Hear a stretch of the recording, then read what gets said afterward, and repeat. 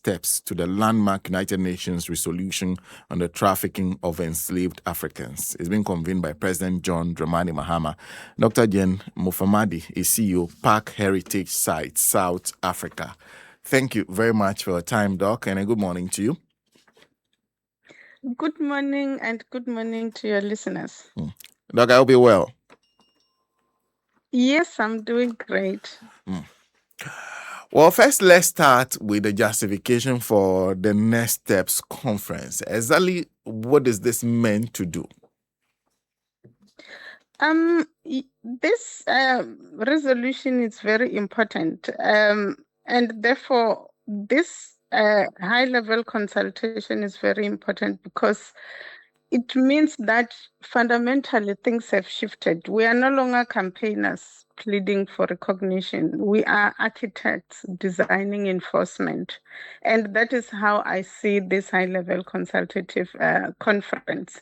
The landmark resolution seeks for us to move from rhetoric to actionable item and actions, to rally global support and solidarity and collaboration, and to clearly define the next steps in terms of what is it now with this recognition should we do, specifically time-bound, in order to take these steps forward on global restorative justice for the people of Africa and those of African descent.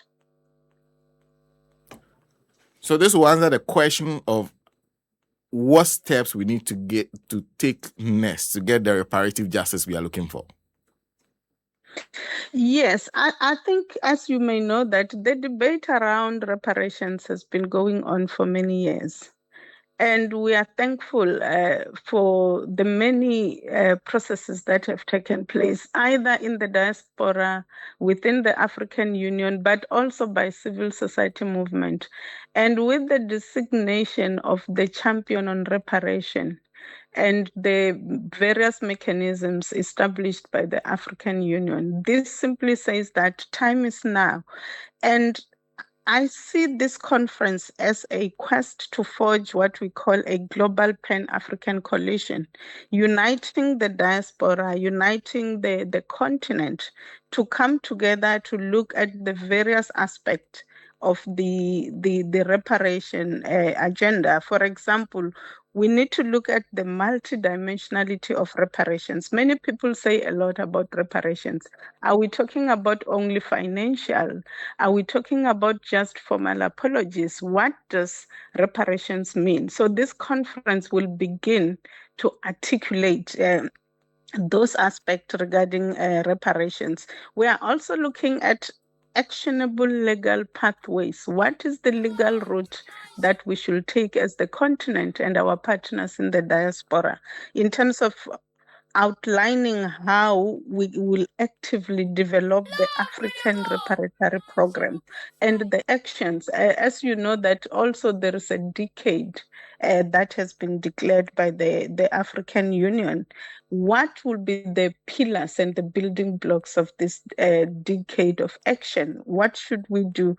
But also, as we do that, what then do we do to safeguard our history?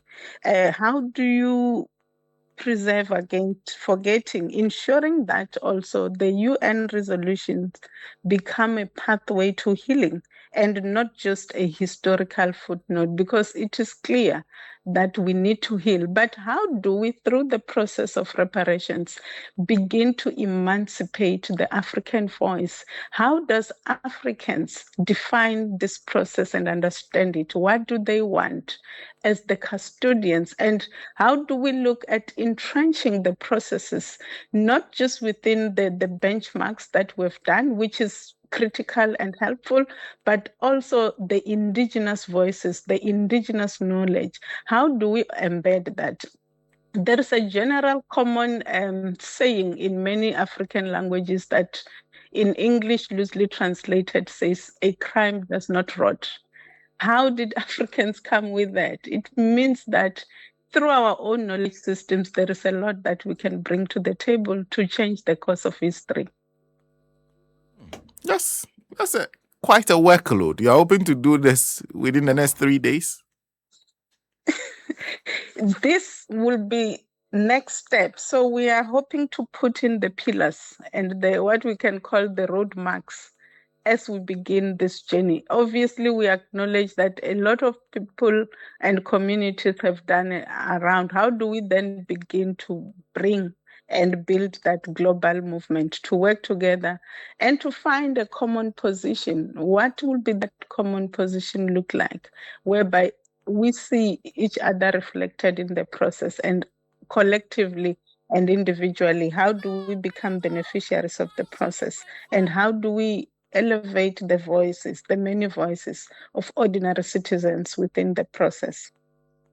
And do you still have the strong coalition that you carry to the UN, or has interest waned on this matter? Because there are many people on the continent who even think that even that resolution alone is victory enough, and that we should leave it there. I will say the resolution is a huge, great victory, but it is just the starting steps. There is a lot more work that we can do. We can see the financial and economic machination internationally. That is still a perpetuating of this discrimination that started with transatlantic slavery, with colonialism and apartheid. How do we begin to get Africa, the diaspora, to sit in the big tables as decision makers, not as people who are being spoken about? How do we begin to chart our path? There is this huge debt that Africa faces. Where did it emanate? Because we are rich with resources. We are saying through the process our resources were stolen, our heritage and cultural resources. So as we talk reparations, it's also a time to redefine and determine what is happening now, whether we talk issues of health, of education, and equality, gender equality, the issues around environment. How do we connect the dots? Because everything is integrated and related to the history of where we come from. But now we don't just want to talk about this as history in the books in the past. We want actionable item that shows this common thread, and we want to break the line so that we start afresh. We begin healing, we begin reconciling as a continent and reconciling with ourselves as individuals, as communities. And I realize that some speakers have been advertised as those who will be speaking at this conference. Is it limited to them, or the other people who have the opportunity to do that? What form will it take? As this is a consultative forum, I think there will be an opportunity for people to share their voices. And obviously, because of the time limitation, as you said, there are those key speakers that have been profiled, but there would be, and also as we talk about the steps, part of the process will be research and consultations, because for this process to be fully embraced by everybody, we need to still listen to the voices from the ground. So whether, if not all people may speak during these few days, but an opportunity and a platform will be provided for them to still share their voices, to still share their concerns and their contributions in terms of how do they see this process unfolding and what does that mean to them in practical terms. In terms of a coalition that brought countries coming together to go to the UN and seek this resolution, most of the speakers do add up. There's one person in there who I realize is attracting a lot of comment. That's the French president. What perspective is he bringing to this? As you know, France as a country, it's one of the countries that perpetuated this slavery in various forms. In fact, I think just a few weeks ago, there was one law that was, since time immemorial, since the abolition of slavery, was not yet abolished, which recently. So there are different perspectives, and I think what is saddening, for many years, many countries that I will call were perpetrators did not formally apologize to Africa, to the slaves, to the Caribbeans, the diaspora, um, for what they did. But we are beginning them shifting slowly, somewhat dragging their feet. But we are excited that I think the realization that they can no longer avoid this matter. It's very important for us, and it's victory enough. But we're saying more can still be done by countries like France and many other countries that are affected. And some we see they hide behind the time lapse, they hide behind the fact that this was legalized. But that is why we are saying the perpetrators can't be the determinants of what should happen. That is why those who suffered, those who bore the brunt of slavery, colonialism, and apartheid must begin to speak for themselves and what they think should happen. And we're seeing countries like France coming slowly, and we hope they'll come fully to the table. Um, so, yes, I think there is a lot that should happen. I see. And let me conclude by asking for your own, because I realize that there are many options that you've outlined during this interview. I wonder what your own thinking is when it comes to the matter of reparation. I think when we talk reparations, firstly, we need formal apologies, acknowledgement and apology. Mentally, it goes a long way, that acknowledgement of wrong. And it's not about pointing fingers, it's not about tensions, it's about sitting around the table and dialoguing to say a wrong was committed, it's a fact. We are not necessarily focusing on the blame game. What do we do to collectively take responsibility and move forward? So formal apologies is very important. Secondly, the bringing back the heritage, cultural and spiritual resources that were taken out of Africa. I think sometimes what is disheartening is when you hear people saying Africa does not have the capacity or the resources to keep these artifacts or resources. But Africa is the designers. They know the purpose. Therefore, how can we not to handle our own products? So it is one area that we need to factually and honestly, brutally so address to say how we use this, how we handle these materials once they are brought back to Africa. It's our own business. Yes, there can be capacity building and support where necessary in various forms, but that should not be seen as charity. Africa can design, can develop, and have brought many ideas. So that is one aspect that I'm passionate about, because that begins to restore the dignity and the pride of Africans in terms of who we are, our belief systems, our cultures and heritage, and what through that we have been able to produce. And of course, the issue of debt, the financial debt that Africa is held on.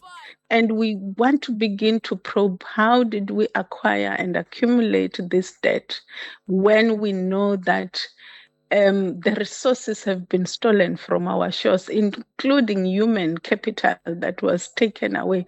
And yet we are the ones who owe those who took our resources. So we need to begin to look at how do we begin to undo that. But as we look at the international forums, the monetary forums in particular, and other big decision makers, why is Africa and the diaspora's voice not heard? Why are we not allowed to sit in the big table? So we need to begin to transform, because it is only when we do that that we will begin to see real change. We need also within our continent and the diaspora, we need to begin to have memorials and monuments and museums which will be interpreted in our own voices in terms of our own understanding. Firstly, to preserve these memories, to guard against forgetting, because if we forget, everybody will become the hero. So we are saying we must never forget where we come from so that we are able to chart a better future for the coming generation. Marcus Garvey says that a people without knowledge of their past origin and culture are like a tree without roots. So by establishing these heritage sites and memorials that begin to talk about where we come from, we are not saying we want to stay stuck in the past, but we want to draw lessons from the past so that we build on. And because one of the issues we are calling for is the concept of non-repetition. We don't want this to perpetuate. We don't want it to be repeated in the future. So we need to safeguard against forgetting so that in the future there is non-repetition. Doc, thank you. Thank you very much for speaking to us. Thank you so much. It's a pleasure.